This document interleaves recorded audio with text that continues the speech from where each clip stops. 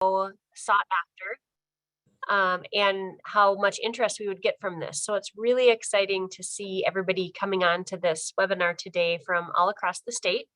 A couple housekeeping items. We are asking everybody to mute yourselves. We do have capability to do that on our end as well, but please keep yourself on mute as we do have a very large group today. We will have time for some breakout rooms, and you will be automatically put into a breakout room. And in those rooms, we do invite you to turn your camera on if you are so inclined. This really gives people a chance to have a personal feel for who they're talking to. In progress. We'll be able to put a face with a name. And then also I want to invite folks to give yourselves the luxury of not multitasking. So this is a session on losses, distress, and burnout, our personal and collective responses. So please take the opportunity to maybe get yourself another cup of tea or cup of coffee, maybe whatever makes you feel comfortable, and allow yourself time to just really focus and pay attention and be present for this discussion today. So if you haven't already, I am encouraging folks to introduce yourself in the chat, your name, organization, and where you're coming from. And I am going to hand it off to Ted. So Ted has got a wealth of expertise in this topic area, and I did get the opportunity to hear him speak last week. He truly is a subject matter expert here. He's got years and years of experience.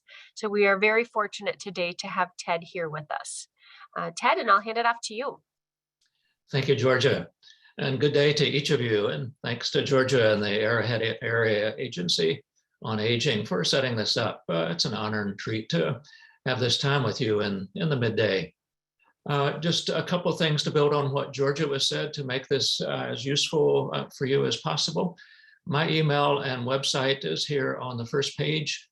If you have questions after the session, feel free to email me.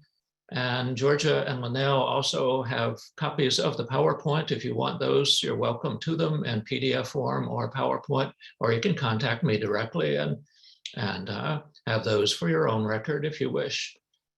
As Georgia said, we're going to try to make this as involving as possible. There will be 2 breakouts as we go through the 2 hours, and then a short break in the middle. Just a short break, not time for a full lunch, but 5 minutes or so for you to shake your bottom and move around and get another cup of coffee or grab some food as you wish.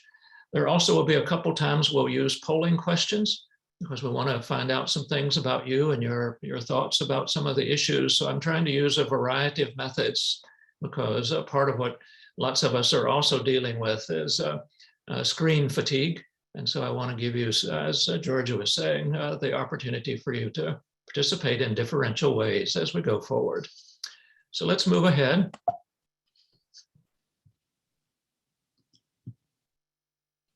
Let's see what I want to do. Just the plan that we will have, I want to acknowledge that your work requires sensitive care to yourself and others. The more that you bring your better self, the more that we serve our publics. I want to acknowledge that many, perhaps even some of you, are in crisis. We certainly know that in our communities around the state. We'll look at your discernment of your role and scope of practice as a volunteer or as a colleague or as a professional in your various communities. Talk about the changes that we've experienced for our lifespan as well as the last 2 years, and then begin to look at some ways of being compassionate with ourselves and others in responses to some of the matters of concern for you.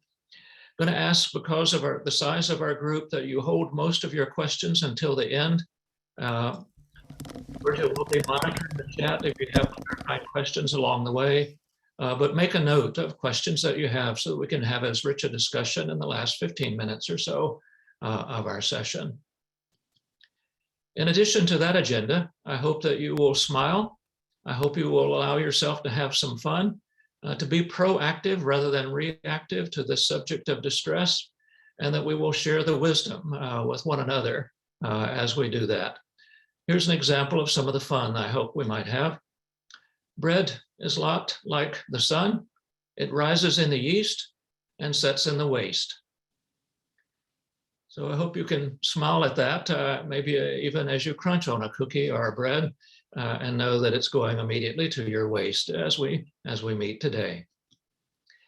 So let's start with some wisdom from the 13th century, this marvelous poem by a Middle Eastern poet by the name of Rumi. And he uses this fascinating metaphor that this being human is a guest house. Every morning, a new arrival.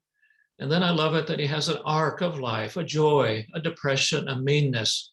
Some momentary awareness comes as an unexpected visitor. Things happen in our lives.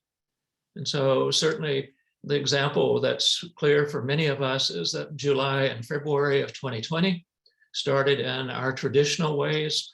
And we began to hear something mid-February about a virus, about a new kind of thing that was coming that we needed to be alert to, COVID and COVID-19, these strange numbers and words that we weren't expecting.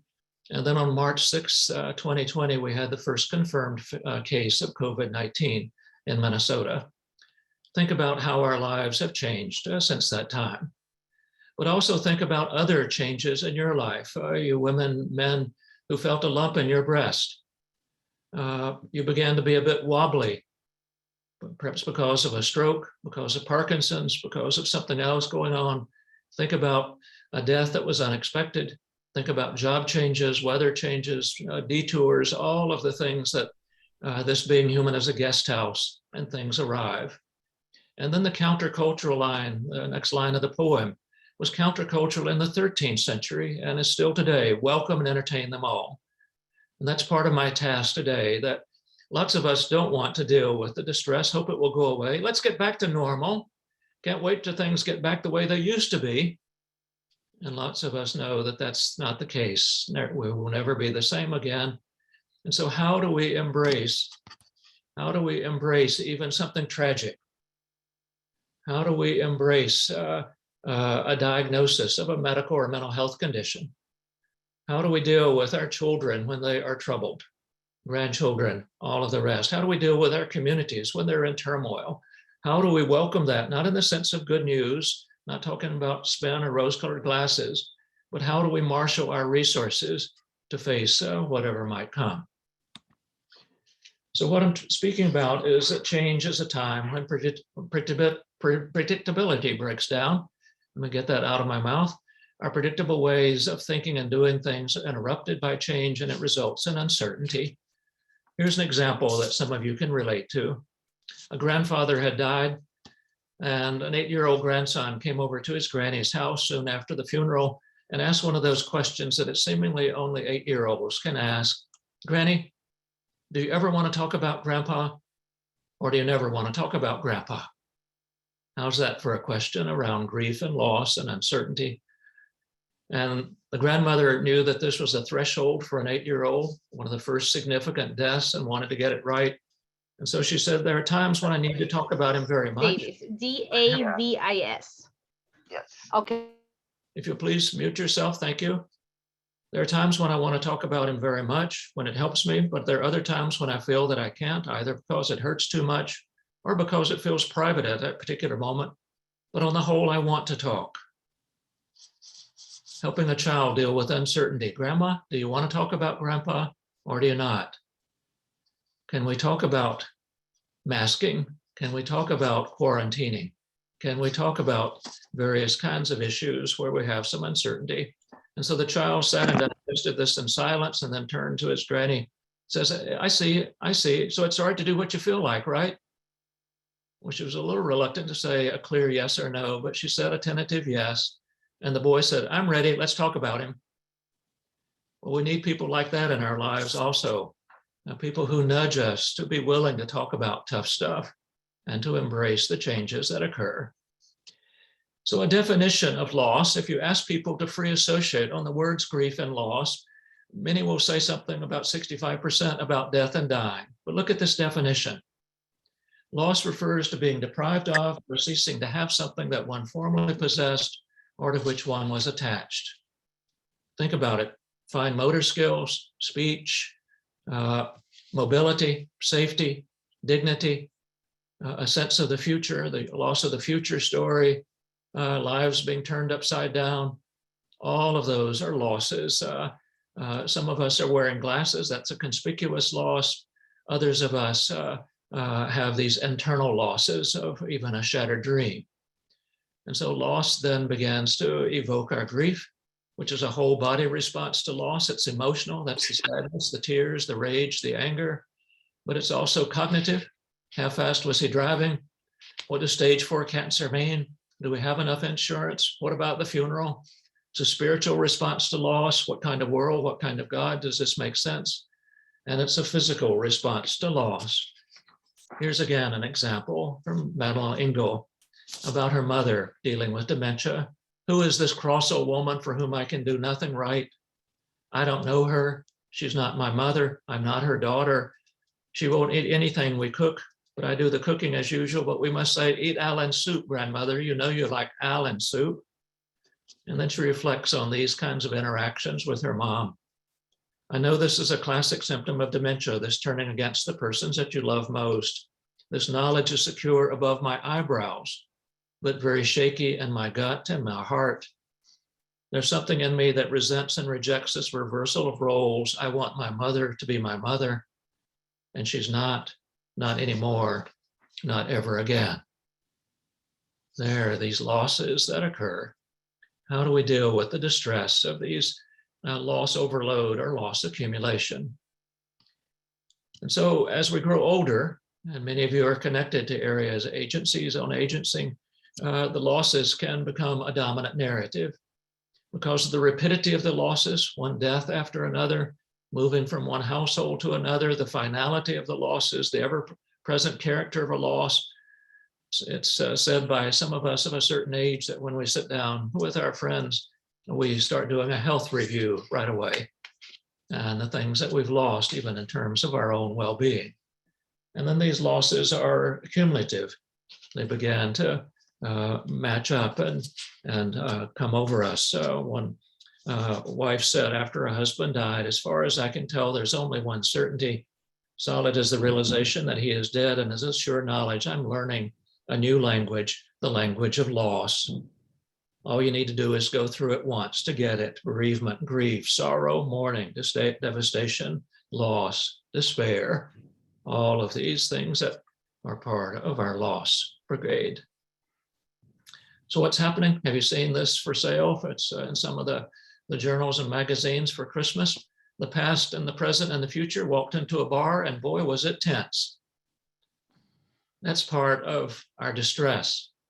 Whatever we are going through now, whether it's personal or collective, will hook itself around previous examples of loss, previous deaths, previous diagnoses, previous moves, previous retirements, and previous times of uncertainty.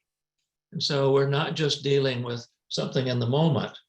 That's hard enough, but we're also dealing with the past, present, and the future, because it reminds us of things that were not handled well or things that were handled well. And that's part of what I want us to think about today, to think about earlier examples of uncertainty, and distress, and change, and that might be handled well. So my image for this began to be created in 2018. It's what I call a four-legged stool. A lot of my work, as Georgia was saying in the introduction, has been around disruptive changes and the typical losses of our lives, what I call the conspicuous losses, everything from Parkinson's to dementia to having a child with diabetes, autism, depression, the whole range of medical and mental health conditions, as well as retirement, as well as someone moving away, funerals. The good news is that we have response traditions and rehabilitation and rites of passage that help us with those typical losses. But then some shatter our dreams and shatter our personal identity and our worlds of meaning. This is not part of the plan. Our future story was interrupted. But then there are two that have been added, especially in recent years. Some would say have been with us for hundreds of years, but it began to be more clear for lots of people. A few years ago, I would be doing groups for caregivers. I would be doing a cancer support group. I would be doing a bereavement group. I would be doing a job loss group. And people would work with me and others and work hard. And then toward the end of the session, they would turn to me or others and say, Ted, you know, If I wake in the middle of the night, I'm not thinking about my cancer, Ted, I'm worried about the state of the world. Or someone in a later group would say, if I began to feel weighed down because of the death of my spouse, I really don't think about that so much, Ted, I'm worried about the state of the world. And when I would ask people what they meant by that, for some people it was even, will we have a planet for our grandchildren and great-grandchildren? The ecology, the worries about global warming and the fires and the floods and all of the things that are going on. But it also had to do with the haves and have-nots, had to do with racial reckoning, had to do with leadership in our country, the divisions in our country right now where we can't seem to talk with one another, can embrace the word compromise. And then, as I said earlier, beginning in February and March of 2020, we began dealing with COVID-19. So look at this list, because I'm going to move you into a group just shortly, and I want you to have a conversation with one another about these kinds of things. How have these bullets here, how have these affected you, or how have these also affected your community? Having to do with uncertainty and ambiguity, the continuous news cycle. Are you pulling back from the news? Are some people saying, I just can't take any more of this? Can't watch the news, can't read the newspaper the way I used to? Are you still having tensions even about choices? This past Thanksgiving, were you able to gather as a family? Are you going to be able to gather for Hanukkah, for solstice, for Christmas, Kwanzaa, the various kinds of holidays coming up? Where can you drive these days? Are you going back to work? Are you working from home? Are you dealing with specific pandemic anxiety because you have a pre-existing condition? Because your children are not yet vaccinated? Because someone died in the midst of the pandemic? The normal grief and loss I mentioned earlier. Are you more worried about community violence, about isolation fatigue, about the various kinds of interruptions of your routines? How do you deal with these things? Are you someone who can be loosey-goosey about it, or do you get upset? Because Virginia Satir gave me this wisdom years ago. She said, essentially the only instrument that we bring to our families, to one another, to a helper, a helping process is ourselves. So the more self-aware that we are about our stuff, the more present we can be in the helping exchange. To know what sets you off, to know what causes you to begin to have distress, to know what gets in the way of you being your better self. So do you know your stuff and know the difference between what's yours and someone else's that you're serving in your community? Because here are some signs of caring, quality carers. That's a British term. They don't use the term helpers because that's a bit of a lateral. One is a helper and one is a helpee. Rather, they talk about carers, both professional carers as well as informal and family carers. And what are the signs of quality carers? To be present, that not just the body shows up, but the person does. To have empathy for the other, but also empathizing with yourself, know your own stuff. Respect for differential ways in which people cope. To be authentic, to be flexible, to be willing to use the F word, flexibility, in this time when we have so much ambiguity, we have so much uncertainty. Mutual participation. I'm going to ask you to move in a group because we'll learn more if we talk with one another than if you listen to Ted for 2 hours. Clarity about roles and boundaries. What kinds of things can you do or not do? And how do we communicate about these issues? When asked what is desired at times of distress from colleagues, supervisors, leaders in our community, we get this wisdom from a variety of sources. It is those who, instead of giving advice, solutions, cures, acknowledge the pain and touch our wounds with a gentle and tender hand, someone who can be silent in a moment of despair and confusion, and who can tolerate not knowing, not curing and healing, but face with us our loss. So Lanell is going to give you a polling question now, and I'd like you to respond to that. If you put up the question, Lanell, I'd like each of you to respond as quickly as possible so that we can begin to have a sense of the room. What's most distressful for you? And And if you'll just look at the list and just what's right now the most distressful and put that by the number. Is it social isolation? Is it uncertain and future ways of working? Divisiveness in your community? The seemingly unending pandemic? The ease of collegial and family inputs? Working from home? Screen fatigue? What would you put beside? If you'll just check and let's just begin to see what people are distressed about in this room. What seems to be jumping out is the unending pandemic, but also the social isolation, screen fatigue, the divisiveness in our communities, all of that. A number of ways in which we are dealing with this uncertainty. Okay, that gives us a sense. So response from almost 85 people. And you can see the similarities as well as some of the differences there.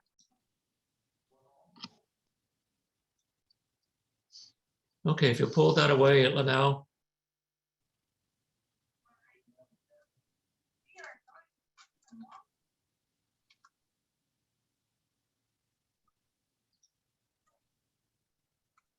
And let's see if we can stop that sharing. I don't want to stop my screen sharing. Can you pull that away, Lanell? Do I have to do it?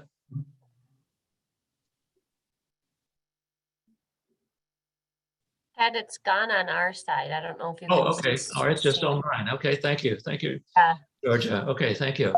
Let's go then to the next slide. So I want you just to pause for a moment before I move you into the group. Take a breath. Consider what's been shared so far. What resonated with your own thoughts, perspectives, and feelings? And how have the past months of living and working with unknowns affected you and your leadership practices? And so Lanell is going to put you into groups of 5 or 6. We're going to give you about 13 minutes to do that. Share the leadership. There's no one that's the facilitator. Share your experiences of disruption and change over the last 2 years. And then what have you learned that could benefit others in attendance today? Hold on to those thoughts. I won't ask you to share them after we come back to the large group because we'll share some of that a bit later.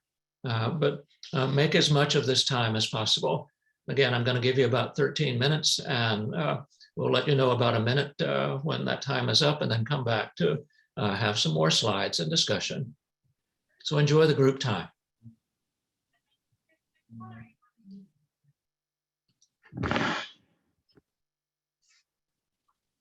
You may have to click a button that says join.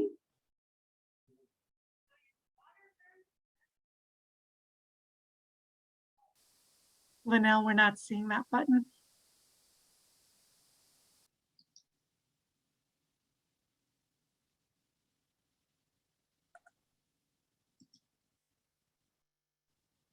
It may just be taking a wee bit of time because there are so many participants. I'm seeing people leave now. Okay. Thank you.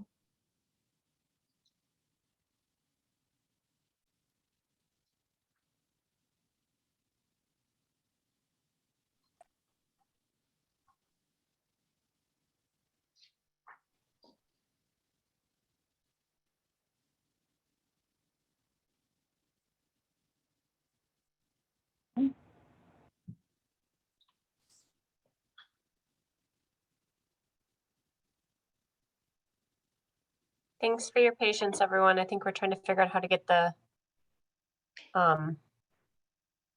groups up. Lanell, I'm still not seeing something on my end. It's doing it automatically, but it's very slow. Okay.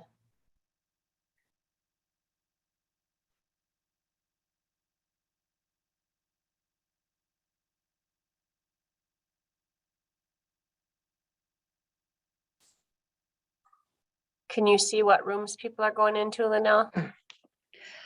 Yes. Okay.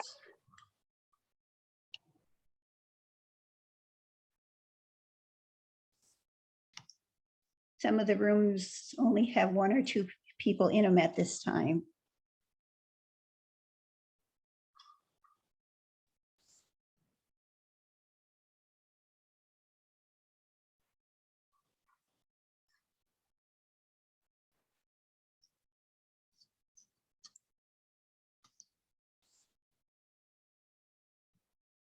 This can also be a point if anybody needs a quick stretch break while you're waiting to get into the room. Georgia, someone in room 1 has asked for assistance. Can you go into? You will not be automatically put in, but if you Okay. could put yourself in that one, that would be good. Will that pop up on my screen, Lanell?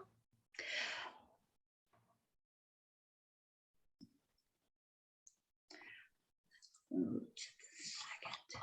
Let me see.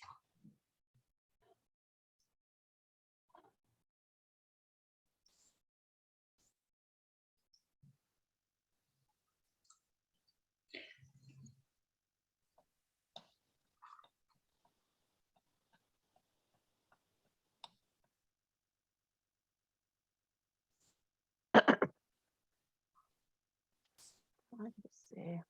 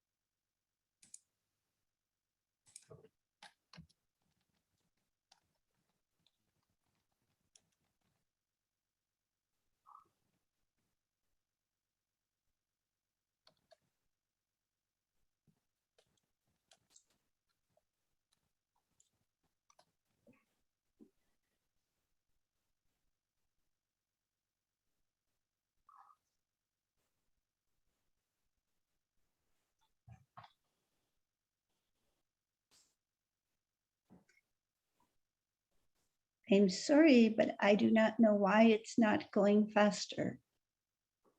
Some people went It in. looks like everybody's back now. So is the breakout over?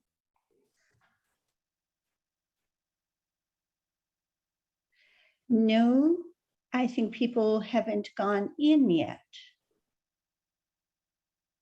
It was supposed to be automatic and it's not, except for a few people.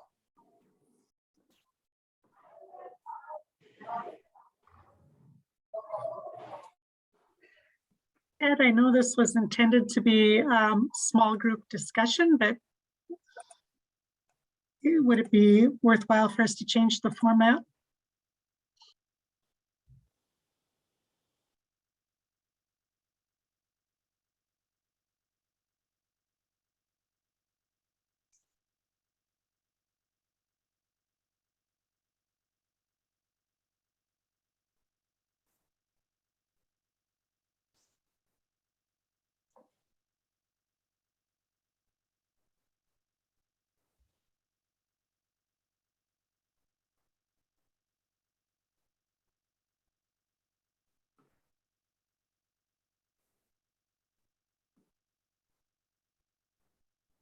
Christy, that sounds like closing all of the rooms and having everyone come back might be the option because it's not moving.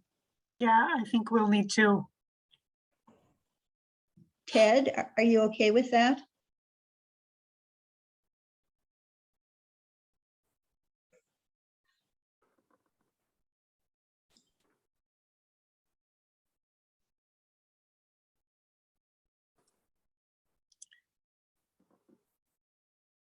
Well, everybody who's in the big meeting right now can have a conversation.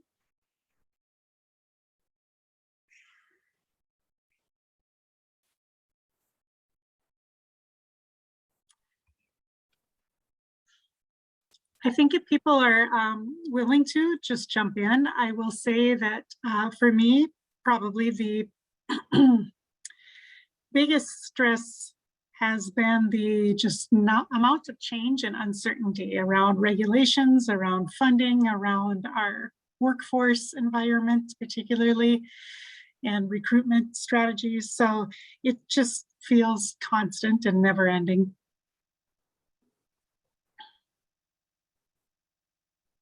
I would agree with it. Definitely impacts our ability to care for people, you know, as a nurse and not having the resources. I mean, I think of long-term care facilities that are just strapped and working with the bare minimum. And, you know, as a hospice nurse, it's like, well, how can I provide for my patients when you know, the environment that they're currently in doesn't have the resources to, you know, provide that care. So it's very stressful, and, you know, just the never ending cycle of burnout and, you know, what's going to happen next. I can relate to that. One of the things that I do now in my retired life is that I facilitate a caregivers group in our county.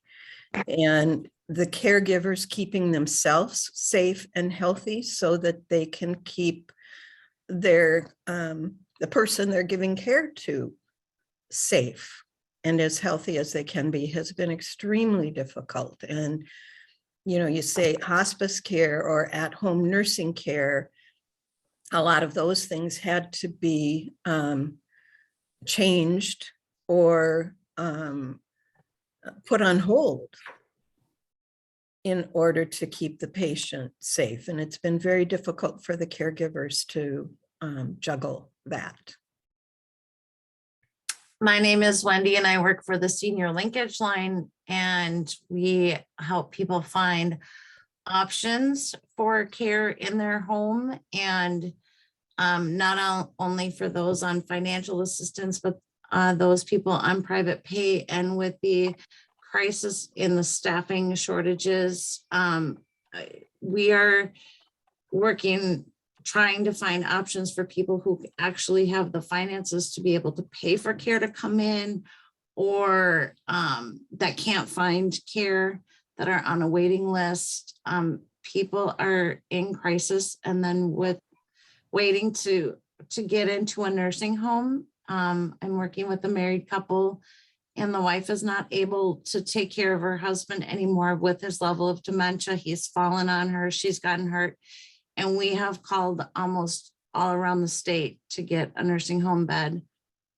We're not able to find one. The hospital, people leaving the hospital get first dibs over those people that are living at home. So Wendy, can you hear me? Yes.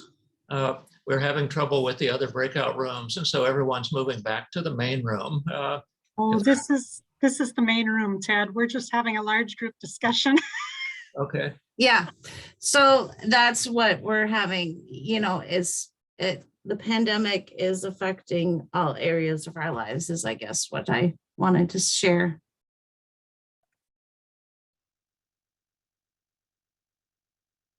This is Chris Dwyer. I'm a caregiver consultant, and what I see happening so much is every monthly consultation that I have with my caregivers involves talking about COVID, trying to help them find vaccinations, but also the loss of the family connections, because some of the family will get vaccinated and some won't. So especially around the holidays, lots and lots of stress related to not being able to invite family over or not wanting to go to families' homes because of differences in opinions as far as masking or getting vaccines. So almost every call has been focused on this additional challenge, along with isolation and along with, yes, finding home resources, home support. So a lot of my emphasis has been helping families, caregivers, carers to develop their own family and friend network that they can draw from.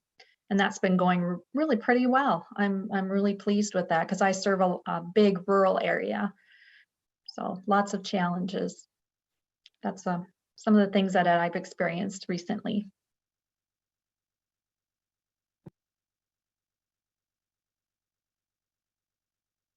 Christy? name is or Dana. other- I'm a public health nurse, and I think one of the biggest stressors I have about this whole thing is the politicizing and the false information about the vaccine. I mean, that's what we do, is we give vaccines, what public health does, and people won't get it. It blows my mind. I mean, this thing doesn't care how you vote. It wants to kill us all. So, I mean, I don't understand. I struggle to understand why not, but that's all I got.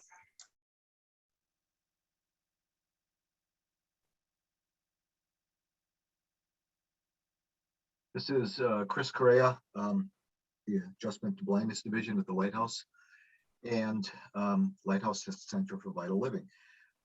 As I think about this and think about its effect on me, you know, our last period of time, and on other staff and on our clients that we see more closely in-house, what occurs to me is how, if, you know, there's discussion about some bigger new normal, I think we're still disoriented as to moving back into what we think is more typical service. But during the COVID timeframe, we took stuff that traditionally was done solely face-to-face to remote, and that was a long period of time. And then when we got back together, starting to do more in-person stuff, everything was different. The landscape was different in terms of the staffing that we had, the mix of our programs.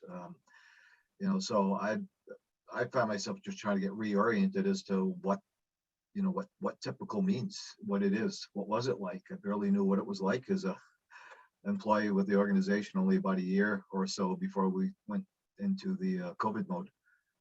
So it's just being disoriented without even realizing how disoriented we probably are.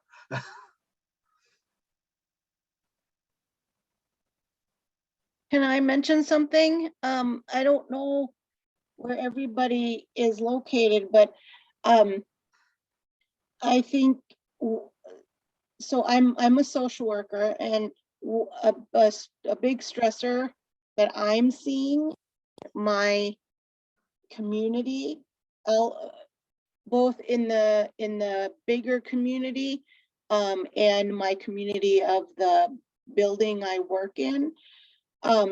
We have some political leaders in our community that are very, very outspoken, just everything, including, you know, masks, vaccines, you know, COVID, things of that nature. And where I work is an elderly building, and it just seems to be really stressing a lot of them out, because for whatever reason, the local news, and I just don't understand. You know, I get that everybody has their opinion, and opinions are completely fine, but when it starts to get to that political level, and, you know, it starts to trickle down into the community, and it just gets to be a big back and forth, that stresses a lot of people out. And then I kind of, who I consider am sort of on the front lines as a social worker, I hear that out there from the people, and, you know, it's just a huge stressor for them.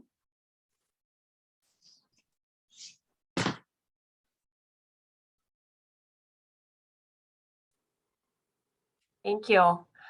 Ted, do you want to continue on with this large group discussion, or do you have any input on how you'd like to proceed, given our breakout sessions unfortunately didn't work?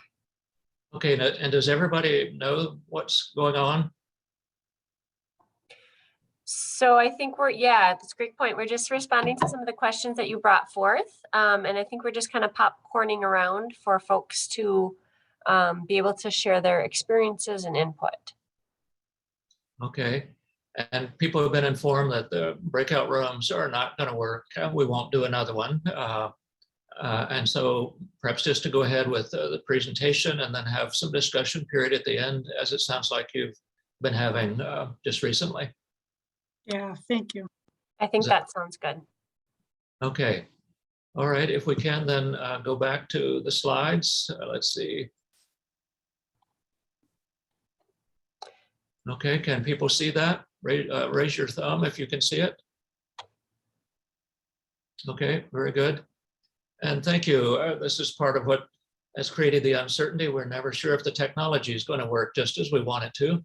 But thanks for the kind of sharing that I was placed in one of the small groups and we were told that they were not working, and then came back in the midst of a group that was going on evidently in the main room. So let me move ahead with some both perspectives as well as responses to some of the distress that everybody was just naming, whether you were in a small group or in the main room. And then let me try to move quickly forward so that we can have ample time for discussion. We'll have to use, as was just happening here, the popcorn method around those of you in attendance to make this as useful as possible. So part of the reason for inviting you to share your own distress is this wisdom from Ken Hardy. And note the red lines there. It's one thing to lose something that was important to you.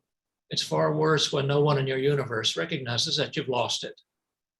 And so it's a time in our culture where we need to be especially sensitive to people whose losses and distress may not get acknowledged. We want to brush over them. We want to lift their spirits. It's what I sometimes call Minnesota cheer up. We want them to get back to normal.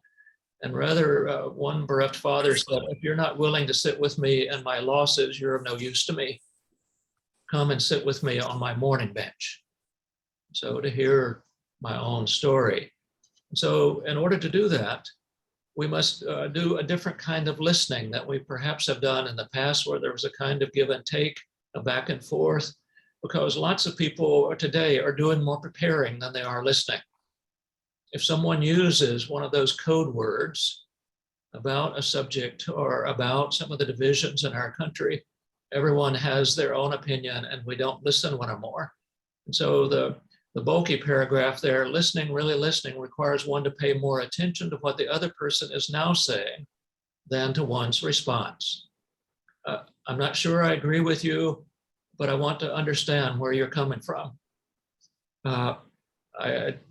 For me, it seems like it's a health issue.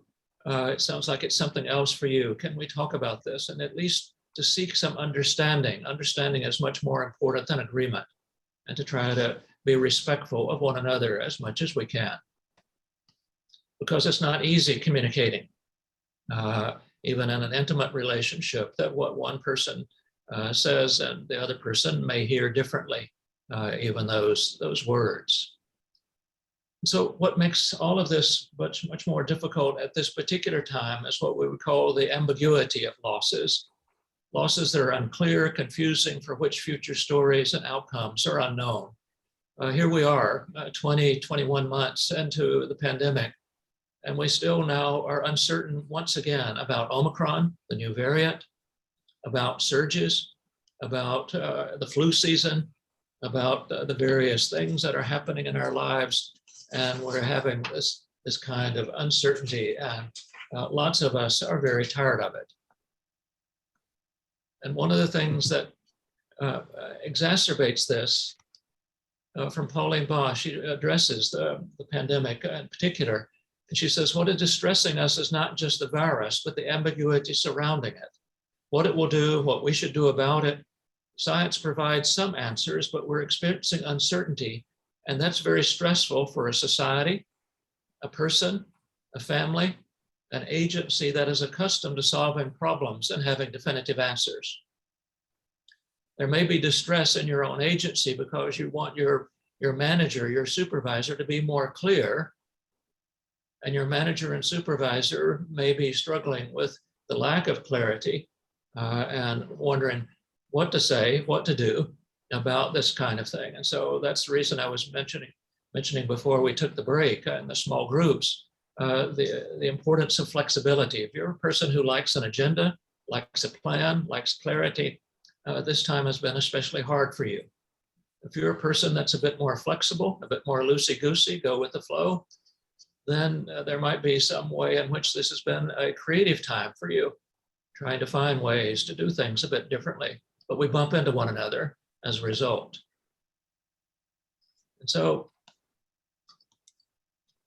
What is important in terms of responses to ambiguity is, one, to label it, just as I've done, to provide structures and setting for contact, as we're trying to do today, provide information about the ambiguity or the uncertainty, increase the tolerance for ambiguity, be flexible, to be willing to adapt our routines, minimize helplessness, normalize the situation. There's the serenity prayer, emphasize what can be changed, what cannot, and try to move from either or, black or white, you're with me or against me choices, to both and choices. An example that may have occurred for you even around American Thanksgiving, that some people said, let's not make this a downer. We've had so much distress. Let's not talk about deaths and diagnoses at Thanksgiving. Well, some people need and want to talk about it. Remember Granny? Do you ever want to talk about Grandpa, or do you never want to talk about Grandpa? So my suggestion, that's a both and, is that those who want to talk about the distress of the last 18 months gather at 1 o'clock, light a candle, share stories about someone who's died or about the pandemic, invite the other family members to come at 3 or 4, bring the turkey, bring the ham, bring the wine, bring the whatever, the potluck. One size doesn't have to fit all, but we try to accommodate differential ways in which people can respond. Here's an example, again, of humor. My wife said when I passed, she would go the extra mile to give me the burial I deserve. And so, wonder which way he went. Did he go to the landfill or to the cemetery? Can we have two choices, maybe, as it goes? So what I'm saying is that conflict involves competing stories. Neither is necessarily right or wrong, but each story is constructed by our ways of taking in information, interpreting the information, making conclusions, and weaving those together into a stable story. An obvious example, my wife and I could go sit in the same movie theater, allegedly, see the same movie, and when we went out to discuss it afterwards, we'd realize that we'd seen 2 different movies. She related to the characters and the roles more than a different way than I did. She had a different sense of the plot and what was happening along the storyline. And that's the richness, that we can enrich one another by seeing 2 different movies, by having 2 different experiences in our lives. And in our agencies, in the way that we serve people, perhaps even in our homes, there are 2, oversimplifying it, 2 kinds of conflicts.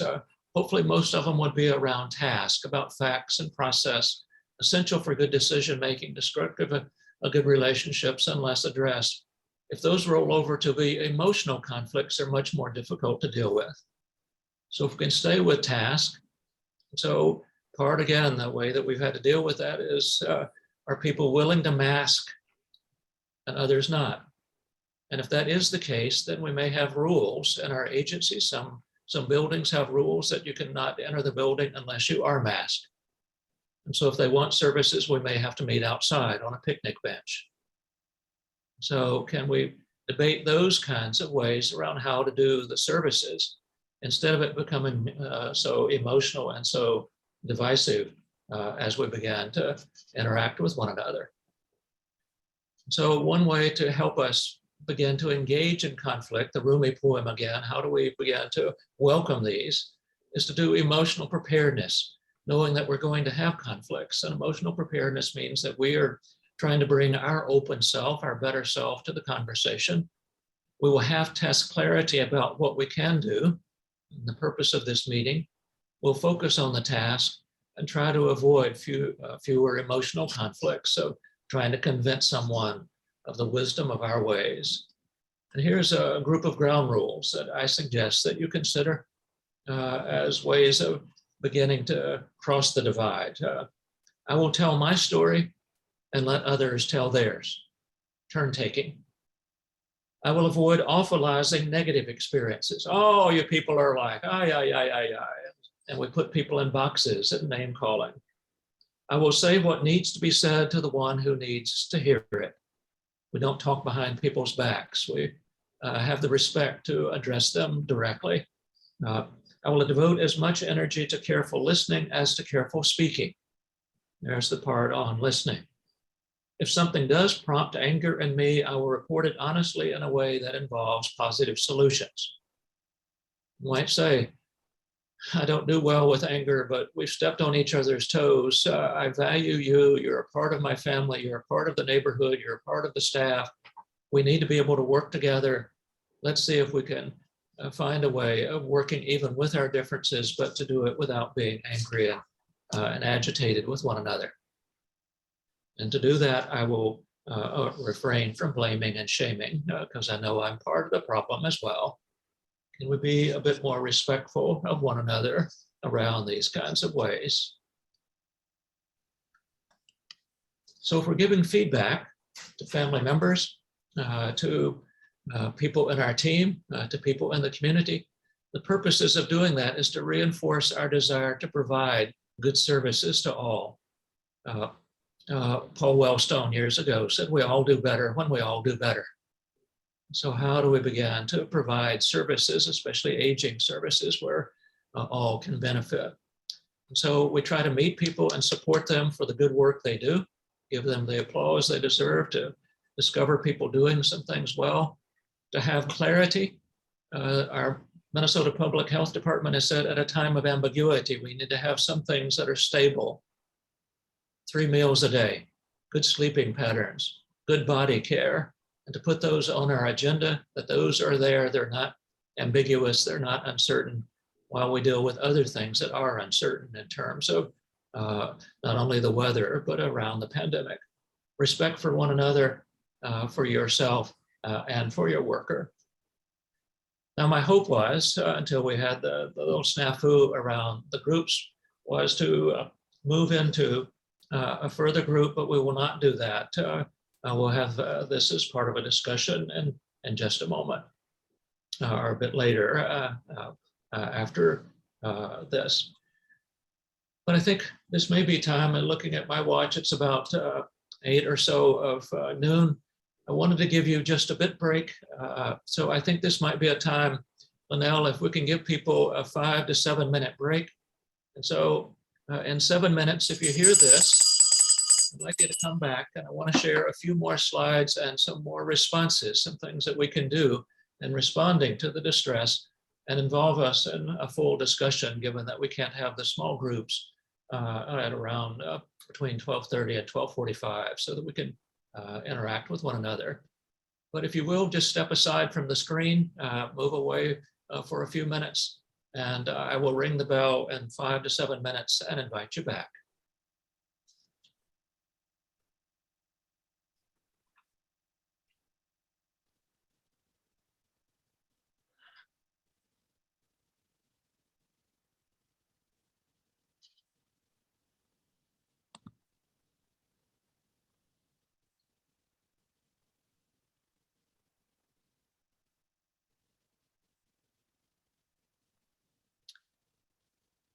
Lanell or Georgia, are you there?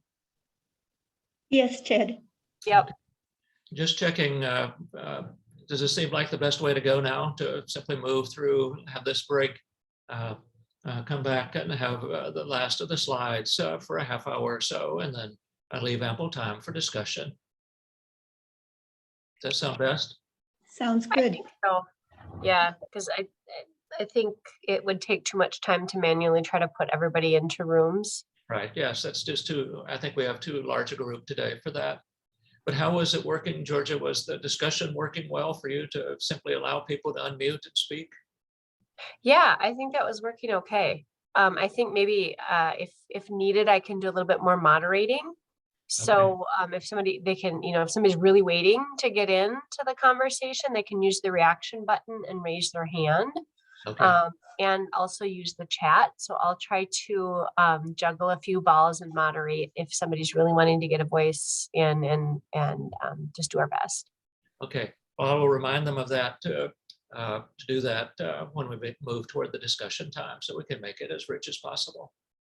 That sounds great. Okay, all right, give yourself Appreciate your flexibility.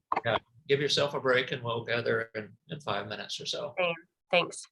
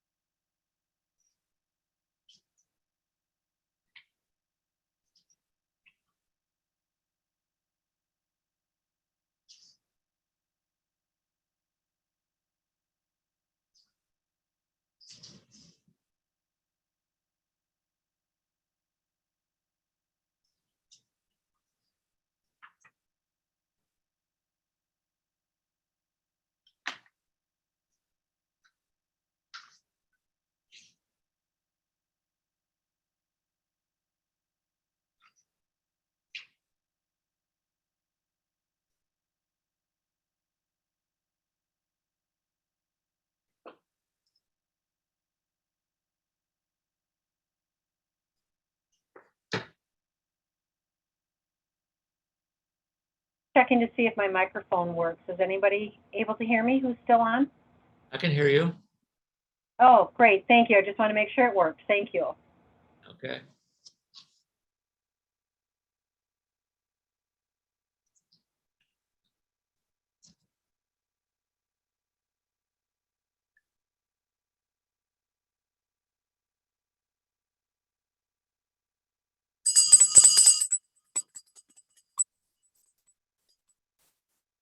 If you have not, will you begin to come back? We have another hour to go. We're modeling flexibility here. Our plan for the day has been altered, and we're having to demonstrate some flexibility on our part as we work with one another. So take a breath as we start. And as I said earlier, the revised plan is that I will move ahead with some slides to help us understand the uncertainty and ambiguity of this time and move more toward responses, especially some interactive ones with those of you who are volunteers and staff in aging agencies or in hospice programs or in hospitals, various settings, and then some things that are useful to us in our personal lives as well.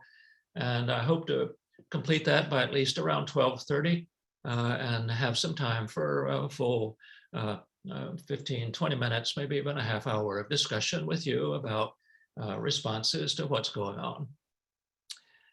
What you have in the slide that's above you there is drawing on the old model of Kurt Lewin years ago about change management, helping us understand again what's going on and some of the difficulty for some of us.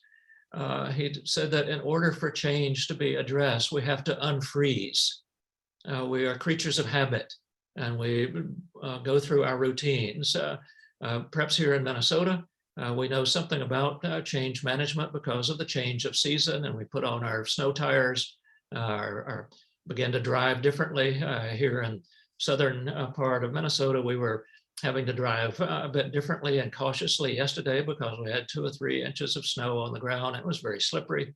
Those of you in the Northland have been driving in it much longer. But that is the notion that we have to make the adjustments when things occur to move toward change. And then we begin to see how we adapt to the change, what flexibility, what are the new rules so that we can refreeze or begin to move toward again a stability. More modern words would be to move from action, whatever is the present action, to movement to help us address these things that have happened in our lives, and then momentum toward what might be the new piece. Let me use a personal example. My wife died in July of 2020, suddenly and unexpectedly, of a cardiac arrest. And so it's been a major change in the midst of the pandemic for me to move from 41 years of marriage with Marge to being now a widower. And it's lovely to have a word, widow, widower, whereas if you have a child die, there's no word for that in the English language. There are words that have been created in other languages, but it's coming to grips then with that action and unfreezing and movement and changing. And I was struggling a little bit with being a widower, now being solo man, single, until I talked with one of my friends, a male friend, who said, "Ted, you've never been single." And I said, "Oh, what are you talking about? I'm now a widower." He said, "Anyone who has a collection of people in their lives, a collective of people, is never a single. They always are part of a collective." And what he was doing was reframing my world, helping me to begin to move toward the change of embracing that I had people in my life, wonderful friends, wonderful family, and a way in which that was important for me to embrace the new collective of friends that were there. Yes, I'm missing my wife. It's not that I'm not over that. But I have a new way of seeing things. Here's another example. You can't start a new chapter in your life if you're still rereading the old chapter. That we need to move from unfreezing to rewriting the chapter to see how we begin to move ahead at times of change and movement. And so one of the things that helps us to communicate at times of change and distress is information. It tames the fears. What are the rules? And so we keep listening to the health departments and others to say, what do we know now and what can we do now? It helps us get a sense of control. It gives permission for us to know which stores to go in and what's options for the upcoming holidays. But lots of people don't want to talk about that. But if you don't talk, people fill in the blanks and presume their own rules. But communication does help us with future fears, plans, and concerns. Do we travel by air? Do we travel by car? How do we do these things? Listen with empathy to those of us who have some sadness that we can't as easily be with other people in person. Try not to interrupt them too quickly. There's the listening again. Knowing, as we have discovered over the last 20 months, that we have to revisit this and recommunicate again and again. And many of us have been tested in our willingness to be patient about this because we wish this was over with. But here it is, going around again. So some upstream practices that you can use in your agency as well as in families is to make check-ins common. We sometimes have talked more about the work that we do and haven't checked in with people about their personal lives, but it's so, so important. My son is a firefighter, an EMT in Charlotte, North Carolina. And his son, my grandson, died of an overdose in April of 2017. And my son was struggling with how to re-enter his world of being a firefighter and EMT because he had worked with overdose on the streets, responding to those urgent calls. And he realized that he needed to see if there were ways in which the culture of the firehouse would change. And he wrote an email to 400 firefighters with these kinds of notions. He said, "I haven't shared the story of my son with you about his drug use over the last 6 years, 3 treatment programs, many efforts to get him to move from a using life to a sober life, which he was never able to do. I didn't want to share that because I didn't want you to judge him. I didn't share my story because I was embarrassed as a father." He said, "We're with the citizens of Mecklenburg County at some of their worst moments. We rarely are with one another at our worst moments. And when one of us walks through the firehouse door, the rest of us don't have a clue what he or she's dealing with. And he sent that email to his mates. To his credit, he was embraced, and they said, we needed to hear that. We need to be more cognizant of what people are going through. And so they began to do some check-ins and made them a bit more common to find out what people were dealing with, not to be therapists to one another, not to do counseling, not to be intrusive, but rather to simply be there for one another, to name conflicts as normal and expected, to reach out to someone who appears stressed, that emphasize that the caring is to do that is not oversight, not kind of turning your back to it, but rather to observe and document what you're seeing, foster team responsibility for one another, create a culture of peer support, and discreetly use a third-party peer to facilitate conflicts between others. Don't just bump it up to managers and supervisors, but are there ways we can more easily talk with one another? That's part of the upstream practice. It's also important that we look at some of the differences between compassion stress and compassion fatigue. They overlap, but compassion stress is a stress connected to exposure to a sufferer. If you meet with a citizen of Carleton County, someone in Duluth, whatever is your location, that you're affected by that because of your empathy. You may have a bit of compassion stress, but many of you are experiencing compassion fatigue, which is a state of exhaustion resulting from prolonged exposure to compassion stress. One thing after another, and now 20 months of this, and those of you on the front lines know this in abundance because of overload and the accumulation of this. And so we need to know the distinction and ask for help around whichever thing might be useful to us. And then to try to set some boundaries, to say no, and know that it can be a loving word. Marilyn Peterson wrote years ago that boundaries are the limits that allow for a safe connection based on the participant's needs. When these limits are altered, what is allowed in the relationship becomes ambiguous. There's another of the ambiguities, and such ambiguity is often experienced as an intrusion into the sphere of safety. And so for some of you who work with your neighbors, even family members, friends, because you attend the same church, synagogue, mosque, your children attend the same schools, but you also wear a hat as a professional or as a volunteer. You may need to set a boundary and say, I'm putting on my worker hat right now because I need to give you some feedback about what you're doing in the community. I need to give you some feedback about our work as an agency and to set some of those boundaries. Again, we've had to set boundaries to allow for safe connection. Do we meet outside? Can all of us come in? Do we need to be masked?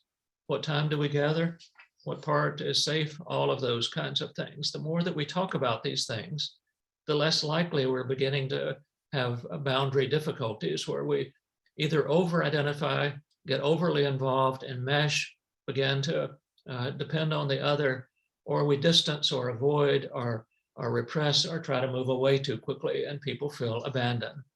Both of those options are not very appealing and helpful to our neighbors and to our communities. Because what's happening throughout our lives is that we're experiencing transference.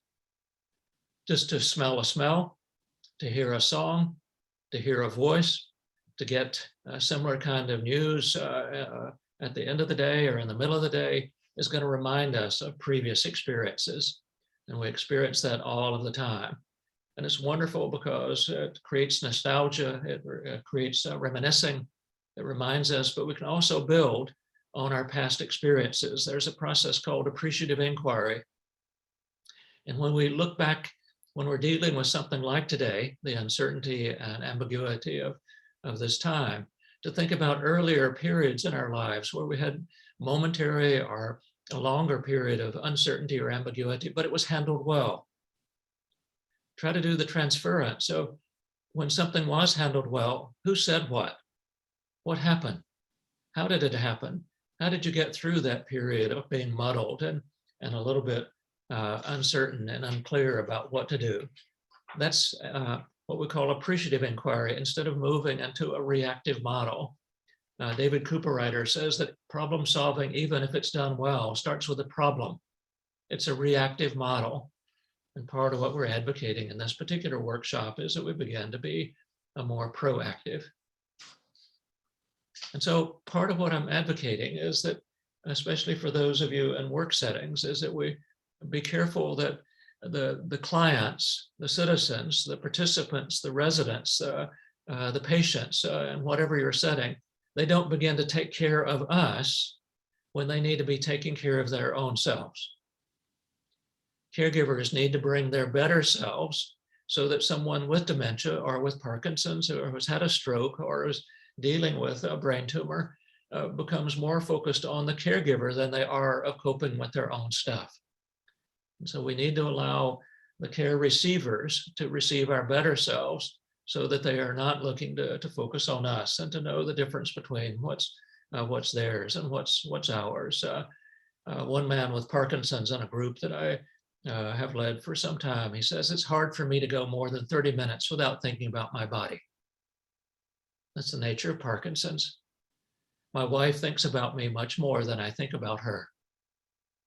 That at times he's not able to give the kind of care for his wife that he wants to because he's so focused on just not falling, on bladder control, on what's happening to his body today. And so it's that kind of thing. And so we need to be careful if we're the volunteer or the professional that we don't share our stories or show our distress in ways that they begin to take care of us rather than our taking care of them. And so what I'm advocating is this wisdom from John O'Donohue, that compassion optimally involves a quality of presence so that the body not only shows up, but the person, that conveys stability and resilience, that you bring your better self, you compartmentalize, you put your stuff aside so that you can be there with those with whom you are working. With a balanced concern and heartfelt connection, there's the empathy. You listen to their story, you are a witness to their story, but you know the difference between what's theirs and what's yours, so that your being there is not depleting or overwhelming to either person. The countertransference is avoided, but they feel that they have been supported. Someone has stood by them, has sat with them, and what a gift it was that you were willing to listen and be with me that day. A tangible example in terms of tangible services, I walked out of a care facility one evening with a woman friend of mine whose husband was dying of a brain tumor. And I sat with the two of them that evening and before. And as I walked out with her, I asked her, I said, is there any other way I can be helpful to you? And she surprised me and said, would you mind cleaning up my house?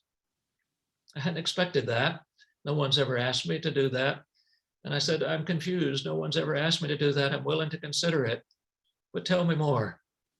And she was so alert to her own needs. She said, Ted, it's so hard to be here in this place of death and dying every day and then go home to a dirty house. I just don't have the energy to clean it anymore. So I cleaned her house. So there we are. Can we begin to have heartfelt connections and for someone to be willing to say, would you be willing to help me in these ways? So what I'm advocating is that you cultivate your internal supervisor. And so to ask yourself, what practices do you utilize so that others get your best self, not your depleted self? Do you know how to compartmentalize, to put your things temporarily over on the shelf, knowing they need your attention, they're not going to go away, so that you can bring your better self to the work that you're doing? How easy is it for you to ask for help? To share with a colleague, to share with someone you trust, hey, here's what I did yesterday. You think I overreacted or did I underreact? Or hey, you're really good with people who have an agitation. They're agitated, they're angry, they're kind of on an edge. Help me to be more patient with them. What are some of your methods? Help me out. Do you know your red flags? What I mean by red flags, the stories that you know will set you off. The story I shared earlier about my son and my grandson's overdose. Interestingly, all I have to do is hear a song sung by the singer Prince, the Minnesota singer, and I have flashbacks because Prince also died of an overdose. And so there's a trigger. There's a way in which I'm ambushed. And so I simply know that if I hear a Prince song coming on the air, so I'm attuned to that one. And so what are some of your methods for dealing with momentary distress and anxiety? And so what I want us to do in just a bit is to share some of those methods with one another so that we all get the benefit of some of the ways that some of you are getting through this tough period in our cultural life. So I've named some of these, but some proactive steps when the personal intrudes, when you begin to be triggered, is compartmentalize, to center yourself, take a deep breath, use your meditation, use your prayer, absent yourself temporarily, change the subject, take a break. I know some people who don't necessarily have a bladder issue, but they just walk to the bathroom to kind of clear the air so that they can come back and be with their colleagues. They just need to take a break.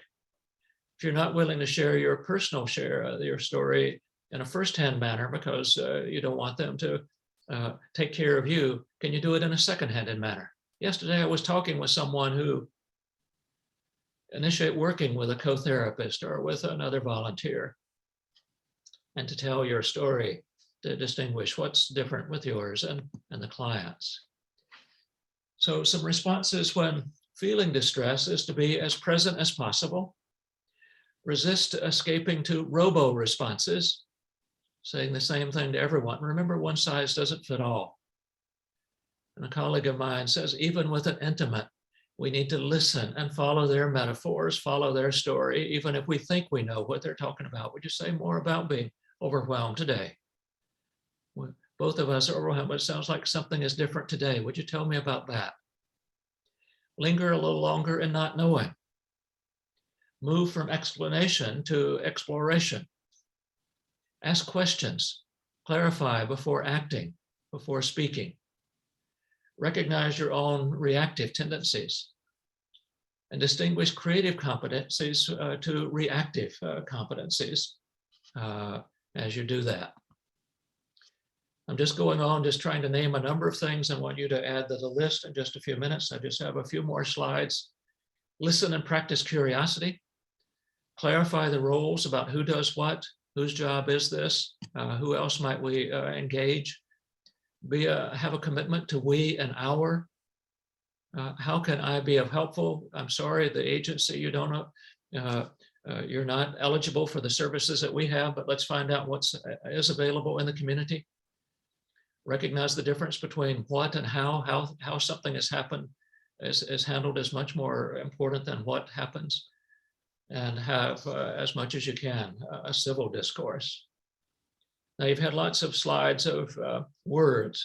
Here's an image for you to consider. And I want to share a story with this one. If you look at these two rows of jars, look at the top row.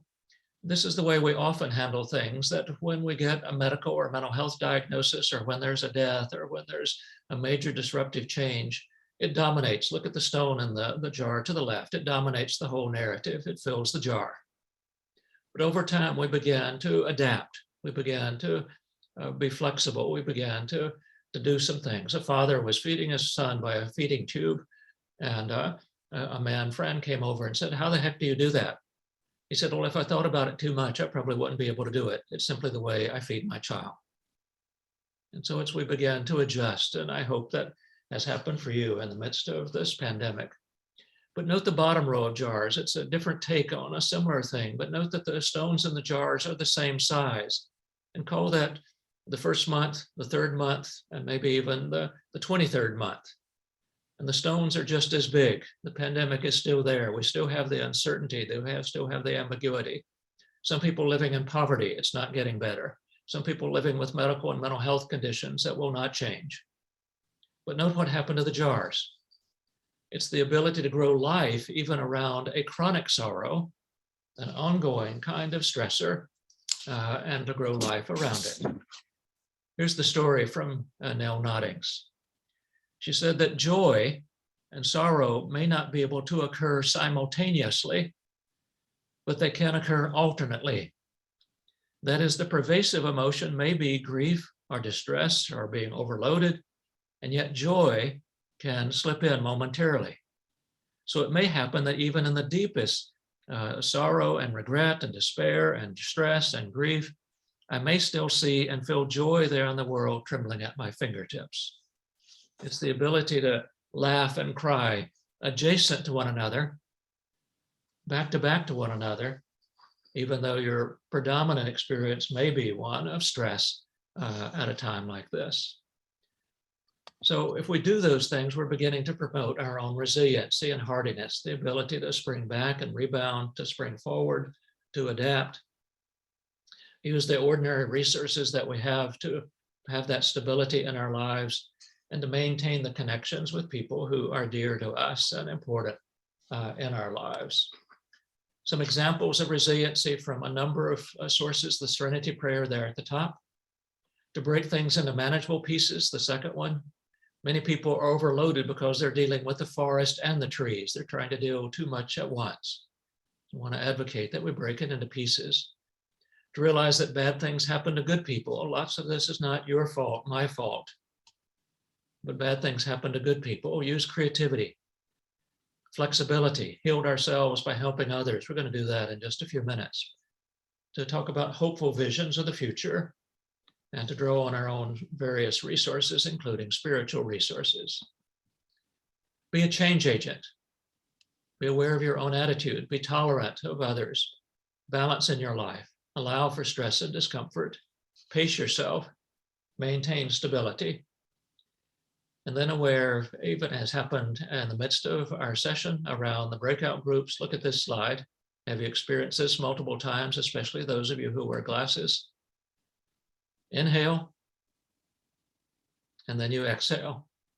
I get so tired of that. I'm wearing glasses, and it's hard to go out into the cold of Minnesota without getting fogged up one more time. It just feels like my whole life is fogged up at times. And so I want to scream, but that's it, that we just need to embrace that this is happening in our lives. So my friends, what I'm advocating is this model that comes from our Dutch colleagues, Strobe and Schutt, who devised this a number of years ago, 2001, and it's now used around the world as a way of coping well. And it's an oscillation model. I want you to picture arrows going back and forth between these two circles, that we need to incorporate both of these circles into our lives, to have times and places and venues and people to be with on the left side, loss and stress orientation. It's what we're doing today, the intrusion of distress, sorting our choices, just talking about it as we're going to talk in just a few minutes. But we also need times and places and venues and people with who help us smile, to attend to changes, help us to do new things, to do distraction, to say boundaries. I hear your story, but I'm just not in a good place to be with you today. Let's think about other resources for you. I need to say no right now. I just asked a friend to do something in the church that I attend. And he said, Ted, I'm just overloaded right now. This is not a good time for me to do that. I so appreciated that he was respectful of himself and respectful of us and the congregation, that he wasn't bringing his overwhelmed self to us out of some duty or obligation, but he set some boundaries. And so we need to have the denial, the avoidance of grief temporarily, and to begin to think about new roles and relationships. If we do that, we can experience what we might call reasonable hope. Reasonable hope is relational. Bob Vaninga at the School of Public Health at the University of Minnesota says that those who get through a tragedy point at least to one person who stood by them, supported them, and gave them a sense of hope. Who's there for you? Who can you lean on at times when you need hopeful people in your lives? Reasonable hope is a practice, and it seeks goals and pathways to doing well. That we don't just leave it to good intentions, but we begin to put it on the calendar, begin to do it in some ways. That's a routine for us. Reasonable hope maintains that the future is open, uncertain, and influenceable, and that we can influence it with some of what we know. William Stafford uses the metaphor of a thread. He says there's a thread you follow. It goes among things that change, but it doesn't change. People wonder what you're pursuing. You have to explain about your thread. It's hard for the others to see. While you hold it, you can't get lost. Tragedies happen. People get hurt or die. You suffer, you get old. Nothing you do can stop time's unfolding, but you don't ever let go of your thread.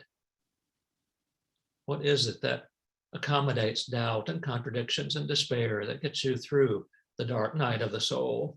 What helps you to begin to move forward in another way? So I want us to think about this. And so I'm going to move us away from the slides and to have us have some discussion with one another, an open discussion.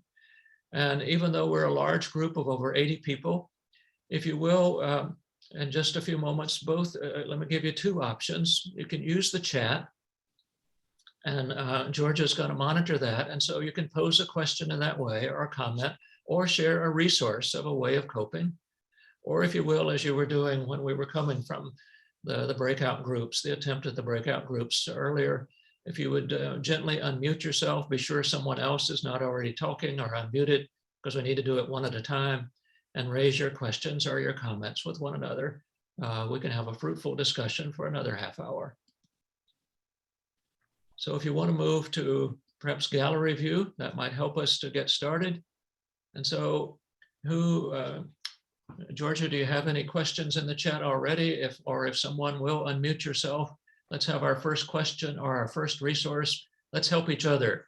The more that we put our heads together in ways of coping with this pandemic, with the racial reckoning, with all the distress in our country, the better we're going to be. You've heard a lot from me. Let's hear from others. Chrissy has a comment. So Chrissy, if you'll unmute. How do we get our leadership to start having conversations about the emotion that goes along with the jobs that we're doing to people, and how and what used to be considered soft skills are now the most important skills? Can you help me get some dialogue around that? Well, two things. I would respond, and others may want to respond to what Chrissy has raised. It's so important. One is in your own circle, your own agency, your own work setting, to practice what Chrissy was just preaching. And both informally and formally build in some times to check out with others, check in with others, and staff meetings to reserve at least 10 minutes for people to talk about their distress. Not that you're there to fix or to rescue or to talk them out of it, but simply that it gets acknowledged and it gets understood. But we also may need to have some sessions where we deal with the emotional side of our work and not just the services that we're providing. So one is to start in our own setting. That's part of where I'm wanting to start. But then to begin, if you have access to a supervisor, manager, a politician, a mayor, a county commissioner, to simply inform them, because some people, it's not that they are naive, but they are so focused on their task and overloaded with their own decisions that they may overlook the emotional, may overlook the spiritual. And so to call, to write, to put something to them and say, please begin in your speeches, please begin in your pronouncements to acknowledge how hard this is for our community. And so you're reinforcing that there are people out there who are listening for that kind of care. I'm wondering if you can, is there any way to, or do you know of a study that would quantify the retention rate if we did incorporate the soft skills, so to speak? Because there's no value in that right now. We don't have time for that feeling stuff we got to do to people. And what's really bothering me is that people don't, it's not about what people are doing, it's how they feel about what they're doing. And so now they can't support their communities the way they wanted to, or they always have, right? So that grief and loss. And so there's got to be a place to put that in. Unless I can tie it to the budget or some kind of retention, it doesn't seem to hit a nerve. Yeah. Glad you're raising that. The difficulty, Chrissy, with what you just asked is that any studies of the kind that you talked about a time that wasn't in the midst of a pandemic. And so even if we have studies about the emotional side of agencies, they fit a time that was not as distressful as ours. I'm certain that some people at the University of Minnesota and other schools are now doing research on what's happening at this time. Why are so many people not applying for jobs? Why are so many people leaving? We don't know that because we don't have that research right now. And so I would urge us at the moment to not try for that research, but to do what I was suggesting earlier, to begin to speak up in our own communities and practice emotional care of one another. Let's get some other voices. Thank you, Chrissy. Someone else want to unmute, or do you have a question, Georgia, from the chat? There was just a comment in there about the helpfulness of the picture of the glass jars. It was very profound in how to look at our life and our experiences. Okay. So look at whatever, and some of you may want to name, what is it that helps grow your life? Wendell Berry, the great Kentucky poet, says that if he wakes in the middle of the night, grieving for the state of the world and for his children and grandchildren, he goes into the peace of wild things. He goes into Mother Nature and looks up at the stars and the moon who have no thought of grief, and it gets better. Is it the natural world? Is it music? Is it your faith practices? Is it friends? Is it comfort food? Find out what is it that helps grow your jar around a stressful time. Okay, who's next? There was another note of just thanking all the caregivers on the front lines. Keep the faith and keep strong. We will get through this dark night together, and we will all be stronger when we get to the other side together. Okay. Gina Poland is saying there's a free app called Soothing that might be beneficial to some of you who use meditation, who use those kinds of resources to help you to soothe, or to choose your own music that helps lift your spirits, or is an elegy, a lament, and allows you to wail and to cry. So find the choices that meet you where you are and that are useful for you. Okay, let's hear some other resources or questions that you have. Let's take advantage. We have a comment from Chris. I am taken that the tools offered for dealing with the uncertainty and stress are simply the same good communication and relationship building tools we should use all the time. A great overview and refresher of powerful and valuable tools and insights. Thank you, Chris. And if somebody would like to use to talk, you can also, and don't feel like it's hard to jump in, please, you can raise your hand in the reactions button on the lower level. You can click on raise hand, just like I did there, and I can keep an eye on anybody who wants to raise their hand to talk. But be sure, go ahead and unmute and we will try to hear you, try to find you in the room.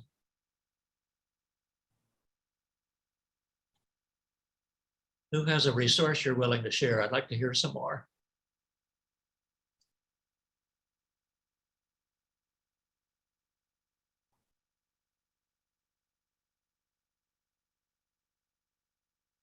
Or who has a question?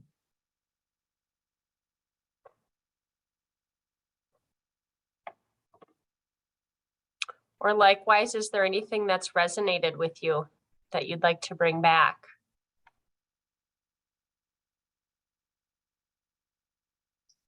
I do have one more question, if I could. You talked about the grief and the loss and the things that from a larger community perspective, right? So one of the things I'm wondering about is right now with the complete, either you got the shot or you didn't get the shot, it seems like when we say that person is sick and they say, oh, did they have the shot or they don't have the shot? We either go into compassion or we go into blame. And so I'm wondering how can we bridge that gap? Because I get it, right? But we don't stand at the bedside of a person who is overweight, who has heart issues and say, you shouldn't have ate that cheeseburger. Do you know? So with the divisiveness that's coming out of that, I'm wondering if part of the grief process is blaming and accountability. I'm not sure what my question is in there, but based on all the things you said, I think there's an answer in there somewhere. Well, thanks again, Chrissy, for that insight and so on. Yes, there is a tendency that grief care should be grief care. And so it's not how someone died or how someone got sick. We simply are there for them. and to provide that kind of grief care. Now, medical people and others, first responders and so on, may need to ask about vaccinations immediately because that's going to affect the kind of care that they receive. But for those of us who are neighbors or family members, the fact that someone is sick, however they got sick, they still deserve grief care. The parallel before the pandemic is that people get more focused on how someone died than the reality that there's dead. Regardless of how they died, we're grieving their death. We miss them. And so it's to provide that kind of grief care. And so I support what Chrissy is saying. Let's try to do that with our neighbors, even if we also are a bit agitated with them that they put themselves in harm's way. But lots of people put themselves in harm's way. So let's provide the kind of grief care. Thank you for that kind of addition to what I was saying. Thank you. Who's next? I just wanted to add to what Chrissy said a little bit, is maybe it's the compassion fatigue is coming out now. You brought that concept up. I don't know that it's an answer, but I think it's what's happening right now. I've seen it in some of the medical professionals that I know personally, that comments that they've made that I'm kind of like, ooh, I understand. I understand where the anger is coming from in terms of having to treat and deal with unvaccinated people. And I know that they're going to still treat them, but they are starting to express it. So that compassion fatigue is starting to come out in people. Yes, thank you, Nancy. I think part of what we're experiencing is the intersection of the personal and the collective, because many of us can have some of that agitation and anger because some of our family members, our friends, our neighbors may also be vulnerable. And so we get kind of agitated and angry with someone who is not willing to mask, or someone who has not done some of the care practices that we think are part of public health, because it's not only that what they might be doing to themselves, but also that we too, because we shop in those same stores, we move in those same schools, those things that we're concerned about the health of the community, including some people in our inner circle. And so it's that juxtaposition of having some agitation as well as hopefully some compassion at the same time. But we may want to try to separate the conversations. Can we talk a little bit about safety and have that conversation over here, and have another conversation that deals with compassion and grief care, as Chrissy was advocating so alertly just a few minutes ago? Those often get jumbled, as both of you were saying, and the more that we can separate them, the better. I used to say when I was doing parent education that if children, at dinner time, parents and children were having discussions about chores or about homework or so on, that there was difference between checking in questions and checking on questions. And to mix them together was confusing for children. Are you checking in about my day, how my day went at school, how I'm doing with my friends in life? Are you checking on, oh, mom or dad, don't? And so we think the checking in questions and checking on questions often get mixed, and I think they have during the pandemic. Looks as if Jason may have a comment. Yeah, we've got a bunch of them. I'm going to try to go through them, and then there's one question that's asking for a response. Okay, go for it. So the first comment is, I feel like one of the best gifts we can give is our honesty and willingness to share as much as we are comfortable, to make asking for help or seeking out help the norm, rather than making silence a sign of strength. Which is one comment. Another one is, no matter how low you get, being around grandkids will bring a smile to your face. True. I agree with Ted on this one. Regardless of how someone has died or gotten sick, we need to treat them as if we would have treated them before the last 2 years. I feel as if the last 2 years have divided a lot of people and families over discussion and opinions. It's very heart-wrenching that others are treating others with no compassion due to opinions of the situation going on around us. Another comment is strength in numbers and finding like-minded people is always empowering. Being validated alone, even with no cure, does wonders. That's where the active listening you mentioned comes in handy. The whole worry about what is being said rather than what you will say next goes a long way. And the last comment is in terms of handling stress and uncertainty as an introvert, spending time alone to recharge my batteries and reorganize my thoughts seems to be one of the more effective strategies. Activities that help me spend time in a flow state. Nice comment there. And then the question I'm going back to is, Melissa is in the process of establishing a wellness committee here at work. And does anyone have ideas for that to be successful? So folks can feel free to reply in the chat or maybe just go ahead and raise your hand or unmute yourself to talk. Yeah. What would a well-done wellness committee look like? What would a well-run wellness committee contain? Let's hear some examples. What should be a part of that mission?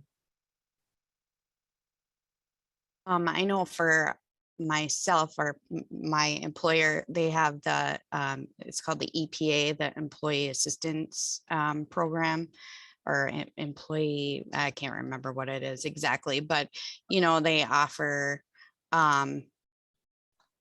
counseling services and I mean, just various things to everyone in your family. It's not just you as the employee, but if you're struggling with, you know, a spouse or a child or whatever, they have that resource available to us. Right. So it's a mixture of focus on what can we do as a team, as a group, but also being alert to individual care. And the EAP is often a part of that, employee assistance, if they can get some private support around troubling things in their lives. What else? Someone was just adding to what Bonnie was sharing. What would be part of a sound wellness committee? Couple comments in the chat. Working with older adults, I've learned from those with positive attitudes, resilience of having been through and overcome many difficulties.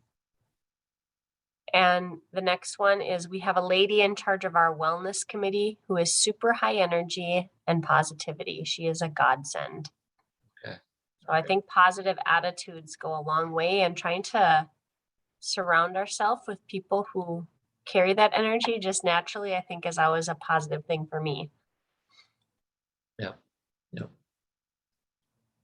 I think sometimes wellness is thought of as, you know, a physical thing, not an emotional or mental, you know, state. So being cognizant of that and, you know, well-being encompasses a lot, not just your physical self. Yeah. And sometimes it's even around the tangible. I did some work with one of the communication centers here in Ramsey County. And there was a employee that was well loved, very skilled and so on, but the new computers threw him off his game and he didn't feel competent anymore. And so he needed a different kind of coaching in order to get some mastery of the computers. Otherwise he was going to leave the agency. And so wellness is not, it's emotional, it's individual, it's collective, it's attitude, and it's also that someone may just need some help in being more efficient. Working right now with this technology that we're on here, we are on Zoom with 81 people still here, and so it's that kind of tangible help as well. Couple extra comments in the chat. Wellness group, I think this relation to a wellness group is a safe place to sort your experience out. Yes. That's such a good comment. Like we just don't often pause and make a space to sort out our experiences. And then another comment from Chris Dwyer, a holistic approach to wellness group. As in caregiver support groups, a combination of education and sharing, not just a place to gripe, leaving with something useful. Right. Right. And then another comment, I think it would be so helpful in each city, agency, nonprofit, private entity had a mandatory training for supervisors regarding empathy in the workplace, bullying / violence. I've seen a raise in reports against employees. Right. Very good. Those are strong. The safe place in terms simply of discussions in the midst of a staff meeting is that Parker Palmer and some other people have said that you're not there if someone's sharing that they're dealing with some distress in their lives, that you as colleagues are not there to fix it, to rescue, to advise.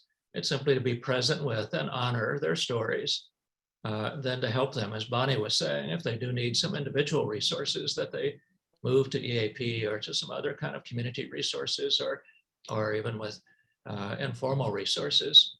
But we're there to listen to one another and to create that kind of safe place that they aren't going to be gung up on by the team beginning to take care of them and advise them to fix it. Other questions? We have just a few minutes to go. Take advantage. We've got lots of wisdom here in the room. Are there questions or comments or resources that you would share?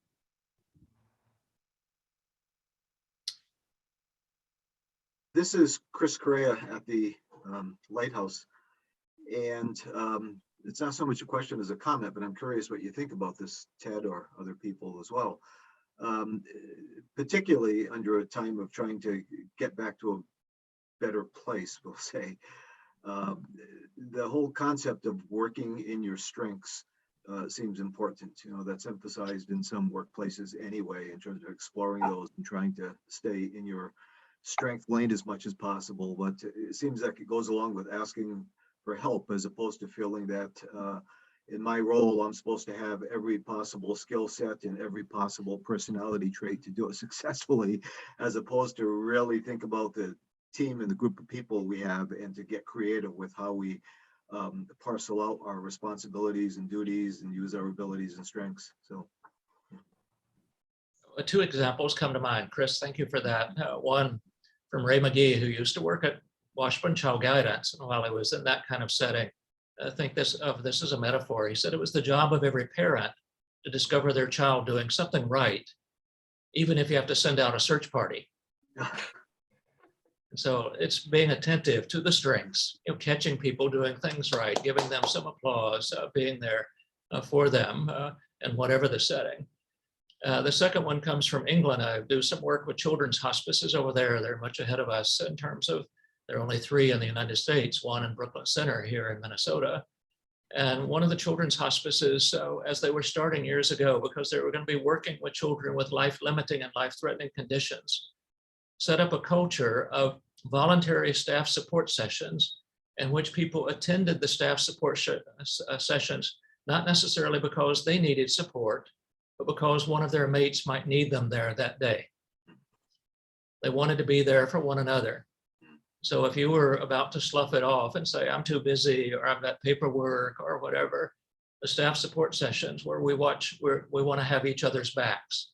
And we want to catch each other doing something right and see their resources and strengths, as Chris was saying so well. So thank you for that one. What else? A couple more comments in the chat here. I look at wellness almost as a chaplaincy type setting. As I chaplain for a fire department, I am there to support and help them. A wellness committee could be connected with local resources to help staff out, from food to childcare and more. And another comment from Chrissy, your job is not to fix it, is to support and ask them what is in their way and what their struggle is, then take action in conjunction with. If you think about the human experience we provide, how much training we have had on the human experience, we stop at extrovert and introvert. Okay.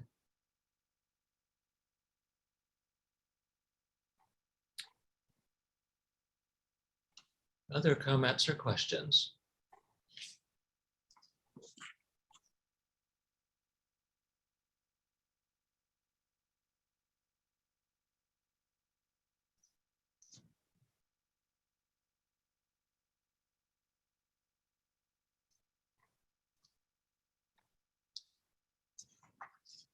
Georgia, maybe we can close with this piece from Howard Zinn about hope in bad times. He says, what we choose to emphasize in this particular moment will determine our lives. If we see only the worst, it destroys our capacity to do something. If we remember those times and places, and there are so many, where people have behaved magnificently, this gives us the energy to act and at least the possibility of sending the spinning top of a world in a different direction. And if we do act in however small a way, we don't have to wait for some grand utopian future. The future is an infinite succession of presence, moments, and to live now as we think human beings should live in defiance of all that is bad around us, that itself is a marvelous victory. The direction in which we look will determine what we see. The actions that we take will have great influence on the circles around us. And so that's trying to create that culture of support, even in hard times, as we've been trying to advocate for today. So thanks to the Arrowhead Agency for setting this up, for arranging it, for Lanell and Georgia's back leadership and our adjusting even with the breakout groups. Good wishes to each of you serving, whether it's aging services or any services in whatever part of the state of Minnesota, for you to be here today and to simply allow yourself to have consciousness raised about some things you already are doing well as learn some new things, benefits the whole state. And so I want to applaud each of you for the work that you do. I want to wish you the best of the holidays of solstice and Kwanzaa and Christmas and Hanukkah, whatever your traditions are. And let's wish each other good wishes for 2022. Have a good rest of the day. Thanks. And I'll just note too that please watch your emails for an evaluation that will get sent out within a few days.